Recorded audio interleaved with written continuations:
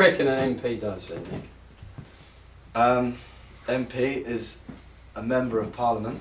But Good one, good one. Yeah. To be perfectly honest with you, I'm not entirely sure exactly what their jobs are within the community. Okay. Do you know the name of our MP? I know because you told me, but Okay. beforehand I wouldn't have known. I know it's John Redwood. An MP does stand for Member of Parliament, you're right. But what it's meant to do, what he's meant to do, is represent us at Westminster. Member of Parliament also stands for, in my mind, magical pass. Because magical pass, yeah, you like that? Well, it depends what it means first. Well, what it means is that he's got our magical pass, Wokingham's magical pass, so that if he waves the magical pass, people listen to him. Right. And if he waves the magical pass, people will write to him, and if he writes to them, they'll write back. So it sort of gives him a pass to being listened to. But that magical pass is Wokingham's magical pass. So he's just the sort of custodian, I suppose, of the magical pass. Right. Now the worry I have with our MP right now is that he's not using our magical pass. An MP is supposed to represent its community at the Houses of Parliament. So it's meant to represent Wokingham and West Berkshire, actually, because our constituency is quite large at Westminster. But what it's meant to do is roll its sleeves up and fight our cause.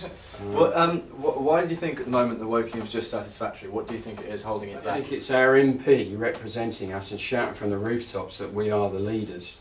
You know, I know you're going to Australia soon, and a lot of people want to emigrate to Australia because they've got it right.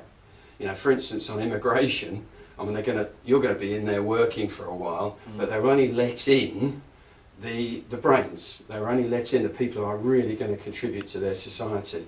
And they want quality, not quantity. Whereas in this country right now, we're just letting everybody in. You know, and that's very difficult then when you've got an NHS, a National Health Service. Is that, you understand what I'm talking about? No, I know the NHS. Well, yeah, thank you. Yeah, sorry. Just put me right, slap me a bit.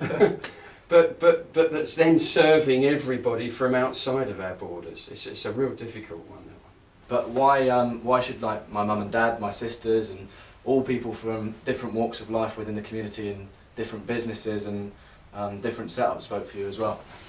Yeah, no, that's a good one. I mean, it's the independent bit that they're voting for. I mean, they're voting for me. I represent that, and they're voting for me as a part of that. But my experience adds up to all of those age groups. I've worked in the community sector long and hard. I mean, you know me from the basketball, Reading Rockets basketball, from Wokingham and Emirates Football Club, and in the government circles I work with the councillors of the moment. We do all sorts of things as far as strategic partnership is concerned. So I work with the police force, I work with the fire brigade, and I do that behind my Chamber of Commerce hat, so a business hat. That gives me a pass, not a magical pass, but a pass to actually have an opinion. So I've worked across all sectors really, as far as age is concerned. In fact, I have more of a challenge influencing your age group than I will have of my age group. Maybe between 30 and 60 is my age group really. Right. But what I'm looking to do is to connect and get politics to connect with the 18 to 30, which is your age group. I am Mark Ashwell, the independent candidate for MP of Wokingham and West Berkshire at the general election 2010. It's never been done before. An independent has never been elected to the House of Commons facing the three main political parties. Your vote will make history. Together we will take Wokingham to Westminster.